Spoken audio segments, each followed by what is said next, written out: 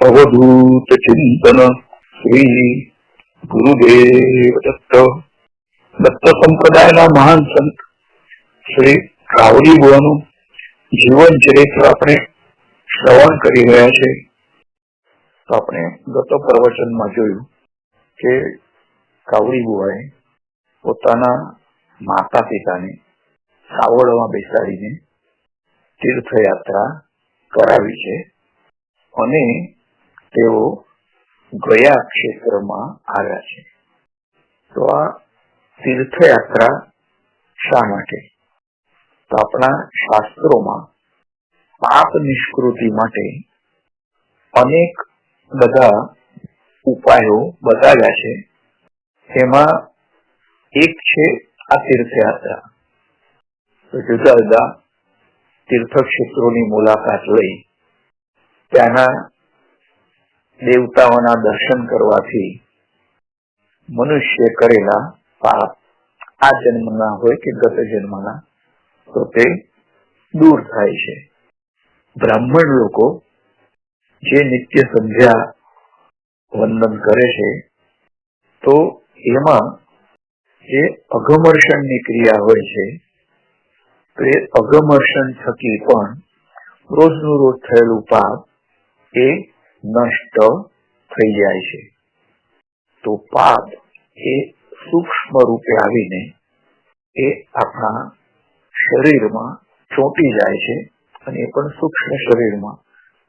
તો એને કાઢવાની અલગ અલગ પ્રક્રિયાઓ છે.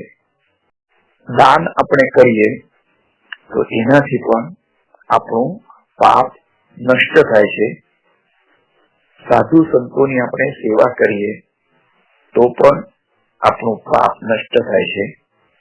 અને જે મંદિરોમાં શ્રી વિગ્રહ એટલે ભગવાનની મૂર્તિ હોય તો એ મૂર્તિને આપણે કોઈ વસ્તુ પ્રદાન કરીએ, ઉદાહરણાર્થ ફળ છે, વસ્ત્ર છે, અથવા દક્ષિણા રૂપે આપણે નાણાં છે, સુવર્ણ મોહરો છે, એ વસ્તુ આપણે આપીએ, ઈશ્વર આપણા જે ખરાબ કર્મોના ફળો હોય છે એ પોતે લઈને એને નષ્ટ કરે છે અને આપણી વસ્તુ સ્વીકારે છે.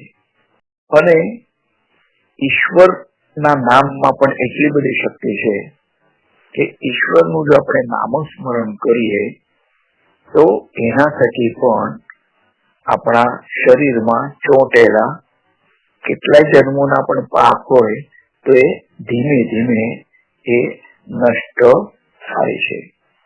કાવડી બુવાએ માતા પિતાને પિંપળગાંવથી અનેક સ્થળો એ તીર્થયાત્રા કરાવી અને ગયામાં શું બન્યું તો એ શ્રવણ કરતા પહેલા અનંતરાયને જે સંત શ્રી નિરંજન રઘુનાથે આશીર્વાદ આપ્યા હતા અને એના થકી આ કાવડી બુવાનો પ્રાદુર્ભાવ થયો હતો. તો એ સંત શ્રી નિરંજન રઘુનાથ કોણ હતા અને તેઓ આ દત્ત સંપ્રદાયમાં કેવી રીતે એમણે ઉપાસના કરી અને આધ્યાત્મની ટોચે પહોંચ્યા હતા તો એ આપણે શ્રવણ કરીએ. તો જે સંતો શ્રી નિરંજન રઘુનાથે અનંતરાય અને રાધામાઈને આશીર્વાદ આપી એક ફળ આપ્યું હતું અને એ ફળ ભક્ષણ કર્યા પછી આ કાવડી બુવા નો એમને ગર્ભ રહ્યો હતો. સંત શ્રી નિરંજન રઘુનાથ તો એમનું નામ તો નિરંજન હતું પણ રઘુનાથ એ એમના ગુરુનું નામ છે. તો ઘણા બધા પોતાની પાછળ પિતાશ્રીનું નામ લખે છે. તો નિરંજન એ પોતાના ગુરુનું નામ પોતાના નામ પાછળ લગાડે છે. એવી જ રીતે જે સંત એકનાથ હતા તેમણે જેટલી પણ સાહિત્ય અને પદ્ય કૃતિઓ કરી છે એમાં પણ છેલ્લી પંક્તિમાં પોતાનું નામ ન લખતા પોતાના ગુરુનું નામ એકા જનાર્દની એ રીતથી લખતા હતા. એકા જનાર્દને શ્રી દત્ત ધ્યાન. તો દત્ત ભગવાનની જે આરતી છે એ આરતીની છેલ્લી પંક્તિમાં એકનાથની કૃતિ પણ એ એમના ગુરુનું નામ જનાર્દન સ્વામીનું લખે છે. બીજી એક ખૂબી સંત શ્રી નિરંજન રઘુનાથની હતી કે એમણે પોતાનો આત્મવૃત્તાંત લખ્યો છે. બાયોગ્રાફી એ આત્મવૃત્તાંત લખનારા બહુ જ ઓછા સંતો હોય છે. સંતોનું જીવન ચરિત્ર કોઈ બીજા ભક્તો લખે, સાહિત્યકારો લખે, એના કરતા સંત પોતે જ જો પોતાનું આત્મવૃત્તાંત લખે, આત્મકથા લખે, તો એમાં ઘણા બધા સૂક્ષ્મ પાસા પણ આવી જાય.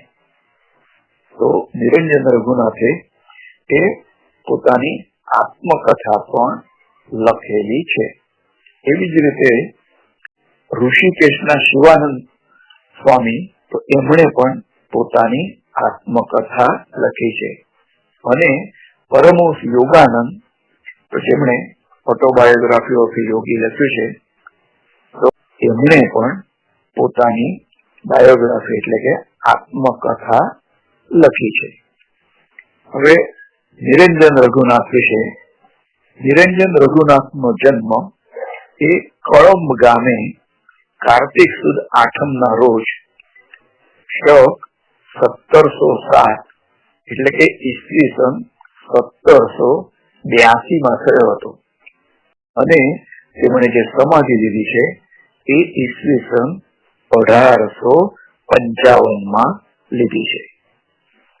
તો આ જે ગામ કળંબ છે એ પરળી વૈદ્યનાથ જ્યોતિર્લિંગથી 5-6 માઇલ દૂર આવેલું છે. અને બારસી રાતુર રેલવે લાઈન ઉપર કળંબ રોડ સ્ટેશનથી 12 માઇલ દૂર આવેલું છે.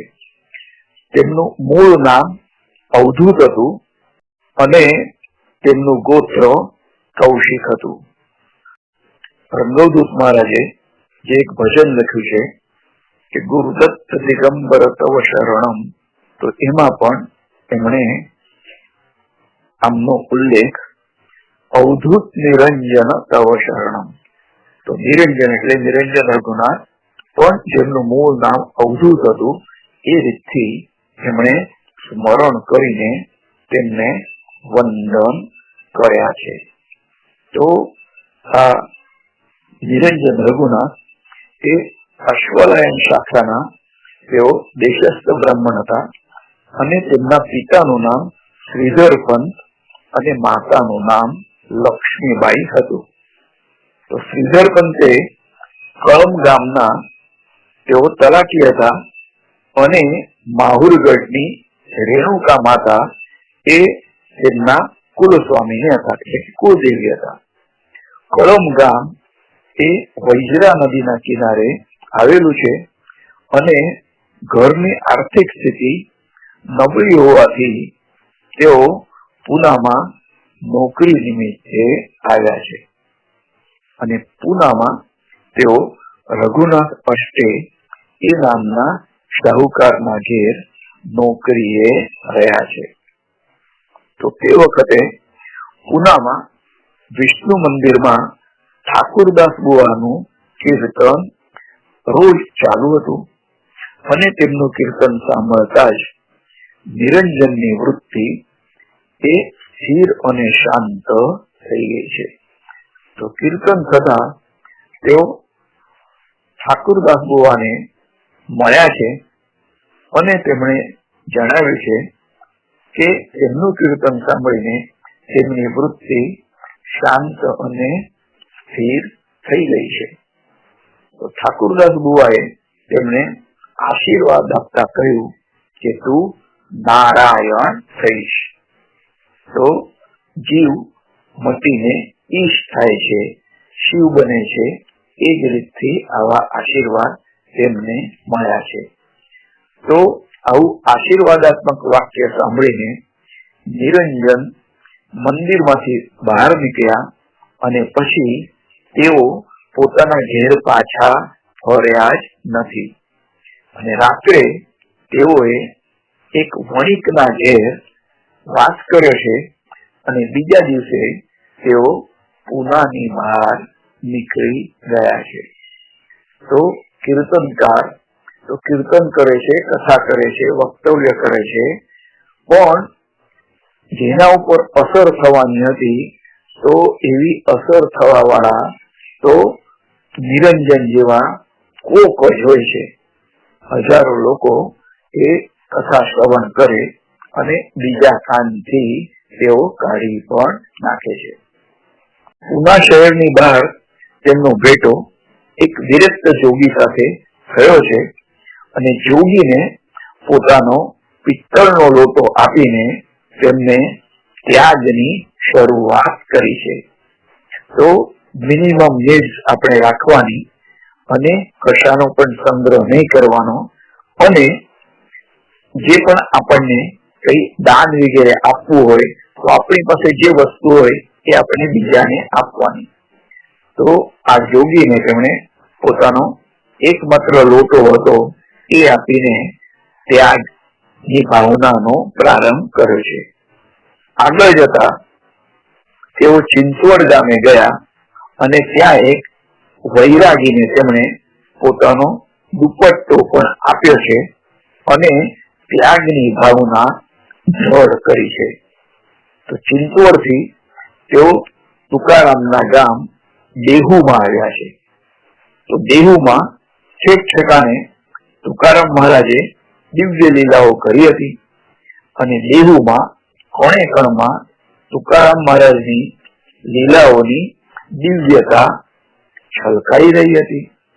તો ત્યાં તુકારામ મહારાજના સ્મરણ માત્રથી નિરંજનમાં વૈરાગ્યનો ઉભરો આવે છે અને દેહુમાં આવેલી ઇન્દ્રાયણી નદીમાં સ્નાન કરતા કરતા તેઓ એક ભીષણ પ્રતિજ્ઞા કરી છે કે 1 વર્ષ અને 7 દિવસમાં જો ગુરુ દત્તાત્રેયના સદેહ દર્શન થશે તો જ દેહને તેઓ રહેવા દેશે અને નહીં તો એ દેહ ગુરુને અર્પણ કરશે.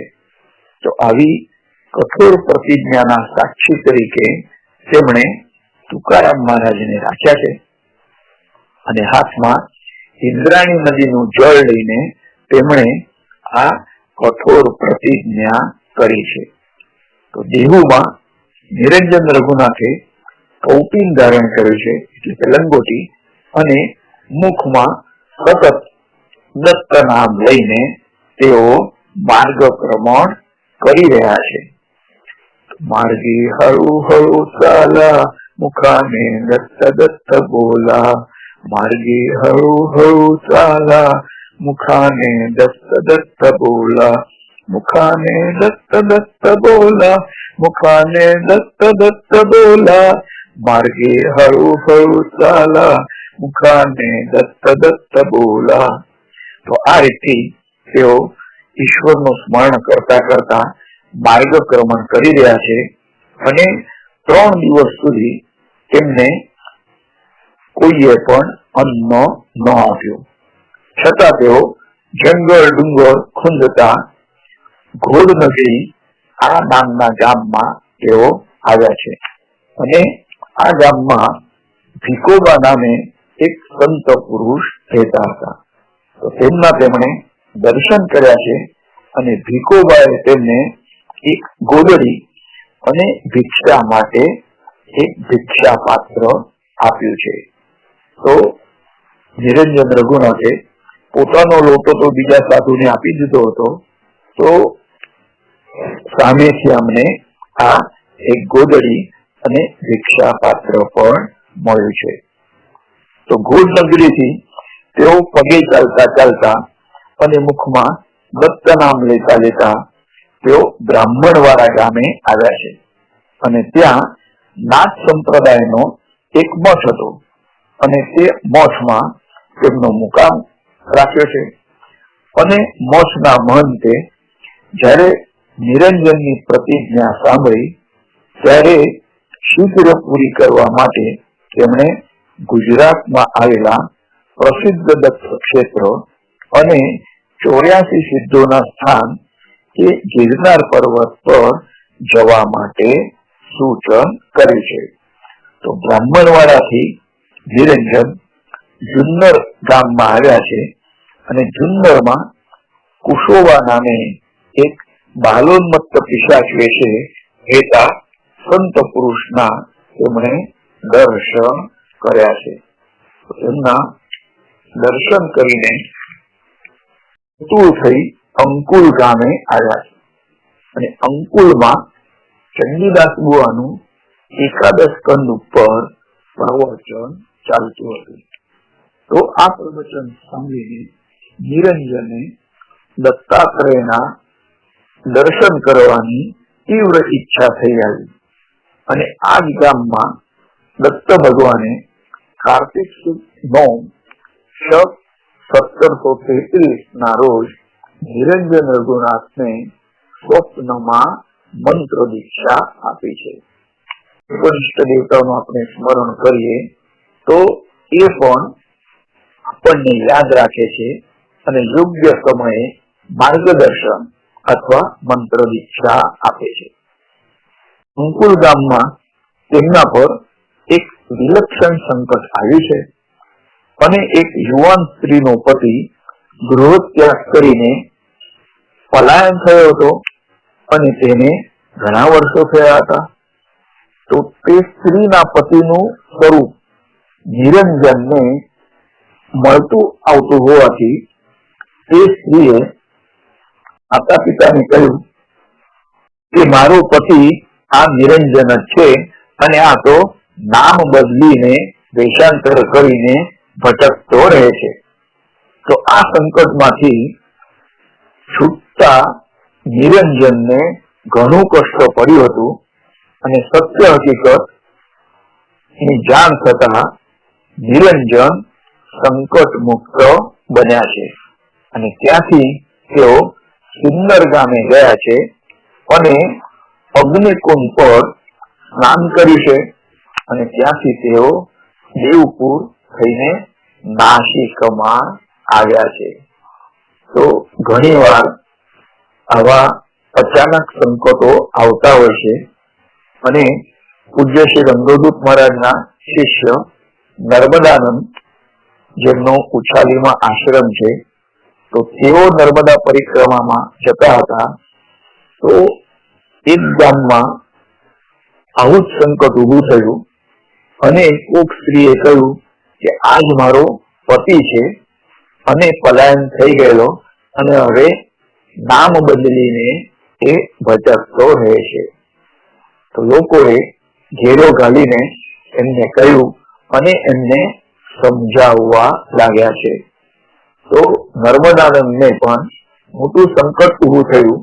તેઓએ લગ્ન કર્યા ન હતા અને રંગદૂત મહારાજની આજ્ઞા થકી તેઓ નર્મદા પરિક્રમા કરતા હતા. તેમાં વળી એક સ્ત્રીએ કહ્યું કે આ મારા પતિ છે અને લોકો સમજાવવા લાગ્યા કે તમારે આ લગ્ન કરેલી સ્ત્રીનો ત્યાગ કરવો જોઈએ નહીં. ભગવાનની કૃપાથી જન્મથી જ નર્મદાનંદને એક હાથે 6 આંગળી હતી અને એ સ્ત્રીનો પતિ હતો એના બંને હાથે 5 જ આંગળી હતી. તો એની ખબર પડતા નર્મદાનંદનો ત્યાંથી છુટકારો થયો છે. તો ઘણી વાર જીવનમાં આવા અપ્રત્યાશિત સંકટો પણ આવતા હોય છે અને એને દૂર કરનારા તો ઈશ્વર જ હોય છે. તો નાસિકમાં તેમને તેમના ગુરુ રઘુનાથ સ્વામીના દર્શન થયા છે અને રઘુનાથ સ્વામી પણ એ દત્ત ઉપાસક હતા અને રઘુનાથ સ્વામીએ તેમને ગુરુ મંત્ર આપ્યો છે અને યોગની કેટલી પ્રક્રિયાઓ પણ શીખવાડી છે. તો યોગ ક્રિયામાં પારંગત થયા બાદ 1733 અને કાર્તિક માસની અમાવાસ્યાએ તેમના હૃદયમાં જ્ઞાનનો ચંદ્ર પ્રકાશે છે.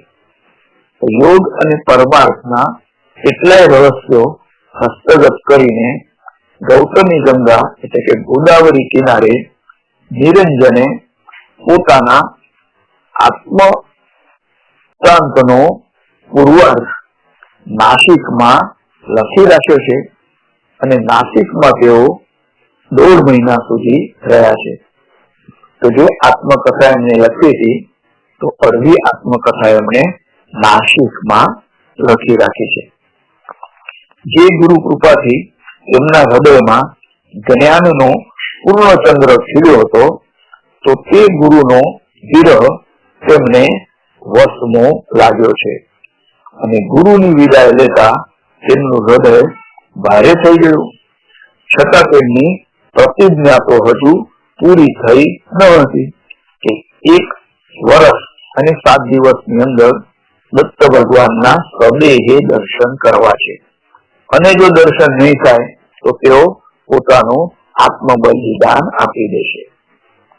આથી તેઓ ત્રંબકેશ્વર જ્યોતિર્લિંગના દર્શન કરવા ગયા છે અને ત્યાં બ્રહ્મગીરી પર્વતની પ્રદક્ષિણા પણ તેમણે કરી છે અને ત્યાં પણ 3 દિવસ તેઓ રહ્યા છે અને અહીંયા જ તેમને તેમના ગુરુ રઘુનાથ લિખિત પરમાર્થ પથ પ્રદર્શક એક પત્ર પ્રાપ્ત થયો છે. તો ગુરુ અને શિષ્ય સાથે રહે તો પ્રત્યક્ષ માર્ગદર્શન મળે, પરંતુ એમની વચ્ચે જો ઘણું અંતર હોય તો આ રીતથી પત્રના આદાન પ્રદાન દ્વારા પણ તેઓ શિષ્યને બોધ આપી શકે છે અને શિષ્ય પોતાની શંકાઓ ગુરુને પૂછી શકે છે. આ પછી નિરંજન કોકણને પાર કરીને ગુજરાતમાં પ્રવેશ્યા છે અને ગુજરાતમાં તેઓ ધરમપુર ગામે 7 દિવસ સુધી રહ્યા છે અને ધરમપુર ગામે તેમણે થોડી ઘણી કાવ્ય રચના પણ કરી છે. તો નાસિક જનારા એક બ્રાહ્મણ સાથે તેમણે પોતાના ગુરુને સંબોધીને એક ભાવનામય પત્ર મોકલાવ્યો છે અને ધરમપુરથી તેઓ સુરત તરફ આવવા નીકળ્યા છે. સુરતમાં તેઓએ મુકામ કરીને ત્યાંથી તેઓ વડોદરા આવ્યા છે અને વડોદરામાં તેઓએ એક રામ મંદિરમાં મુકામ કર્યો છે. તો વડોદરાથી તેઓ ધીમે ધીમે કાઠિયાવાડ તરફ જવા નીકળ્યા છે. તો કાઠિયાવાડ એટલે કે સૌરાષ્ટ્રમાં થોડો પ્રવાસ કર્યા પછી જુનાગઢ આવ્યા છે અને 10 માઇલ દૂરથી ગિરનારનું શિખર દેખાવા લાગ્યું છે. તેમણે ત્યાંથી જ નમસ્કાર કર્યા છે અને ગુરુપદિષ્ટ સગુણ ધ્યાનનો કાર્યક્રમ 3 મહિનાથી તેમનો ચાલુ હતો. તો જુનાગઢ પાર કરીને તેઓ ગિરનાર પર્વત ઉપર આવ્યા છે. ગિરનારના બધા જ પવિત્ર સ્થાનોના દર્શન કરી તેમણે ગિરિ પ્રદક્ષિણા પણ પૂર્ણ કરી છે, પરંતુ સ્વપ્નમાં દેખાયેલું ધ્યાન તેમને પ્રત્યક્ષ ન થયું. આવી પરિસ્થિતિમાં તેઓ દ્વારકાની યાત્રાએ ગયા છે અને દ્વારકાની યાત્રા કરી ફરી પાછા ગિરનારમાં આવ્યા છે. દ્વારકાથી તેઓ ગિરનારના ગુરુ શિખર પર આવી ગયા અને હવે સંકલ્પ પ્રમાણે થોડાક દિવસો બાકી રહ્યા હતા. આથી તેઓએ ગુરુ શિખર પર દત્ત પાદુકા સામે અન્ન અને પાણીનો ત્યાગ કરીને અનશન શરૂ કર્યું છે.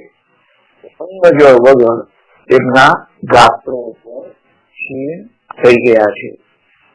હૃદયમાં આર્ત પોકારથી તેઓ દત્ત ભગવાનને રીઝવી રહ્યા હતા, પરંતુ દત્ત ભગવાન શક્યતઃ તેમના અસંખ્ય બીજા ભક્તોના કામની પૂર્તિ માટે વ્યસ્ત હોવાથી અહીં હાજર થઈને તેમને દર્શન આપતા ન હતા. 3 દિવસ નીકળી ગયા છે. મોંમાં અન્નનો દાણો કે પાણી પણ નથી લીધું. ક્ષણે ક્ષણે તેઓ દત્ત ભગવાનને સ્વદેહે દર્શન આપવા માટે ઝીનવી રહ્યા છે.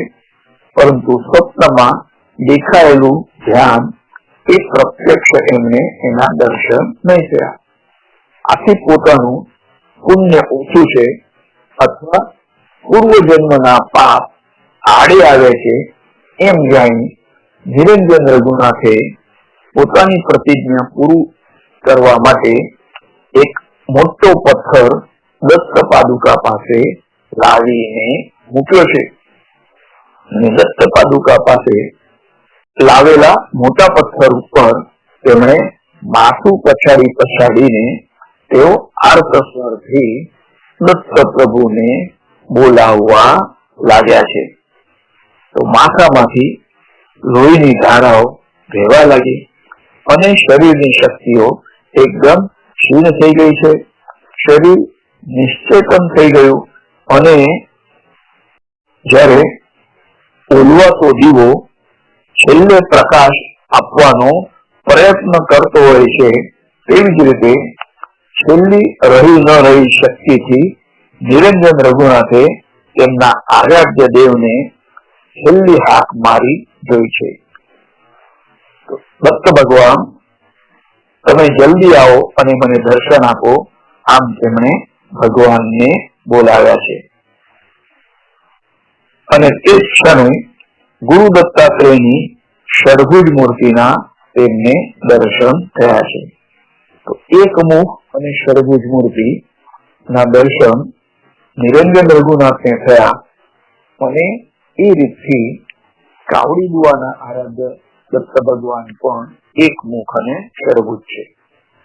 તો મન ધરાઈને તેમણે ગુરુ દત્તાત્રેયના દર્શન કર્યા છે અને દત્ત ભગવાને તેમને કૃપાળ કર્યા છે. તો આ દત્ત દર્શન તેમને ભાદરવા વદ 11 સોમવાર અને 1734 ના રોજ તેમને થયા છે. ત્યાંથી તેઓ પ્રભાસ અને સોમનાથના દર્શન કરી સમુદ્ર માર્ગે તેઓ મુંબઈ પહોંચ્યા છે. તો તે સમયે પણ આ સોમનાથ થી મુંબઈ જવા માટે નાનકડા જહાજો વગેરે મળતા હતા અને મુંબઈ થી તેઓ 3-4 દિવસમાં નાસિક આવી પહોંચ્યા છે. નાસિકમાં આવી તેમણે ગુરુ ચરણે સર્વ હકીકત નિવેદન કરી છે અને ગોદાવરીના તીરે પોતાના આત્મવૃત્તાંત એટલે કે આત્મચરિત્ર આત્મકથા નો ઉત્તરાર્ધ કારતક સુદ 11 અને 1734 માં લખીને પૂર્ણ કરે છે. આમ એક જ વર્ષમાં નિરંજન રઘુનાથ મુમુક્ષુમાંથી મુક્ત બન્યા છે. તો નિરંજન રઘુનાથનું આત્મચરિત્ર એટલે કે કઠોર સાધનાનું પ્રત્યક્ષ ઉદાહરણ છે. તો આપણે ધ્યેય જો ઊંચું રાખીએ તો એ પ્રમાણે આપણે તપશ્ચર્યા પણ કઠોર રીતે કરવી પડતી હોય છે અને ત્યારે જ એ આપણું ધ્યેય સિદ્ધ થતું હોય છે. કોઈ પણ મહેનત કર્યા વગર આપણને સારું ફળ પ્રાપ્ત થતું નથી. તો આત્મચરિત્ર તેમણે પૂરું કરીને ગુરુચરણે અર્પણ કર્યું છે અને તેમણે નાસિક છોડી દીધું છે. નાસિક છોડ્યા પછી તેઓ પરમ જુન્નર અને સપ્તશૃંગી વડવડે કોલ્હાપુર નજીક આ સ્થળમાં પરિભ્રમણ કર્યું છે અને વડવડે મુકામે મિરજના અધિપતિ શ્રીમંત ગંગાધરરાવ બાબા સાહેબ પટવર્ધન તેમના દર્શન કરવા આવ્યા છે. તો નિરંજન રઘુનાથની તપસ્યા, ત્યાગ, વૈરાગ્ય અને જ્ઞાન ઇત્યાદિ જોઈ મિરજના અધિપતિએ તેમને મિરજ રહેવા માટે આમંત્રણ આપ્યું છે.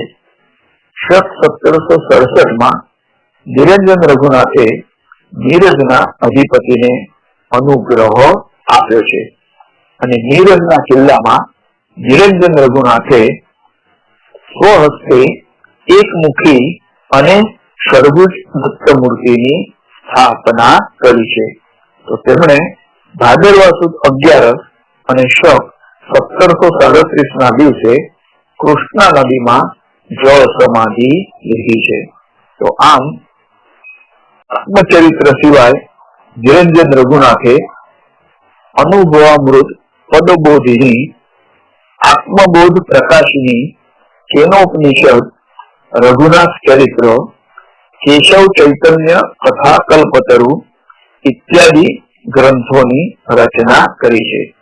તો આ બધા ગ્રંથોની રચના તેમણે જીવનના છેલ્લા 10 વર્ષમાં નીરજમાં કરી હતી.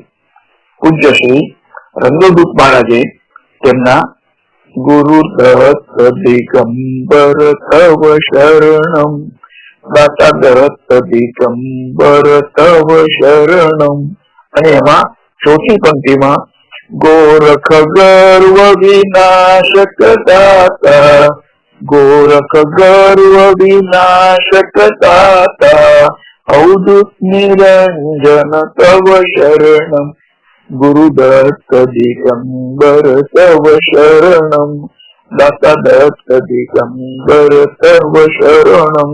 તો આ રીતે નિરંજન રઘુનાથને તેમના મૂળ નામ અવધૂતને યાદ રાખીને પારમાર્થિક નામ નિરંજનને પણ વંદન કરીને દત્ત સંપ્રદાયના સંત તરીકે તેમને નિરંજન રઘુનાથને યોગ્ય સ્થાન આપ્યું છે. આટલું જ નહીં, પણ શ્રી ગુરુ લીલામૃત ગ્રંથમાં ગુરુ લીલામૃતનું ગાન કરતા પલક અને નિરંજન નો જે સંવાદાત્મક એમણે ગ્રંથ લખ્યો છે, તો તેમાં પણ આ જે નિરંજનનું નામ આ નિરંજન રઘુનાથને સ્મરણમાં રાખીને લખ્યું હોય એમ લાગે છે. તો નિરંજન ના આત્મચરિતમાં તેમની ગિરનાર યાત્રાનું વર્ણન અને ગુરુ લીલામૃતના પ્રારંભના અધ્યાયમાં નિરંજને જે દત્ત ભગવાનનો વિરહ સહન કર્યો, તો એનું વર્ણન એ સાદ્રશ આ નિરંજન રઘુનાથના વર્ણન સાથે મળતું આવે છે.